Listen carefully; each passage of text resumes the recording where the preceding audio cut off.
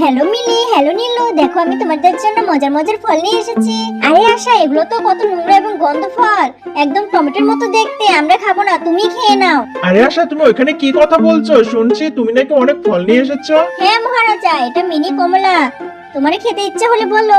হ্যাঁ, আমি খেয়ে নেবো, কিন্তু আগে আমার সঙ্গে চলো, তোমাকে কিছু একটা ট্রাই করে দিতে চাই। উফ, এটা আবার কি? দেখতে কেমন লাঞ্চ? আরে আশা, এই জন্য তো তোমাকে আমি এখানে ডেকেছি। তুমি আমার এই লাঞ্চ খেতে পারো, এটা আমার মা তৈরি করে দিয়েছে। তোমাকে অনেক অনেক ধন্যবাদ মিস্টার, কিন্তু মা আমাকে এই ধরনের চাটনির মতো খাবার দিলো আজ।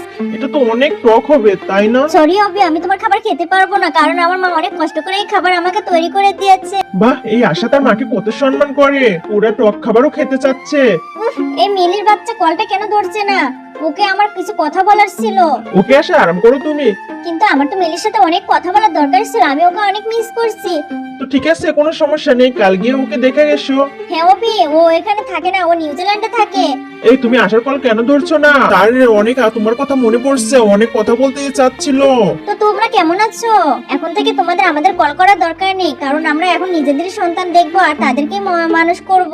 ঠিক বলেছি অবি? হ্যাঁ আশা, কেন না? শুধু সবাইকে লাইক সাবস্ক্রাইব করে একটা ভালো কমেন্ট করে দিতে বলো।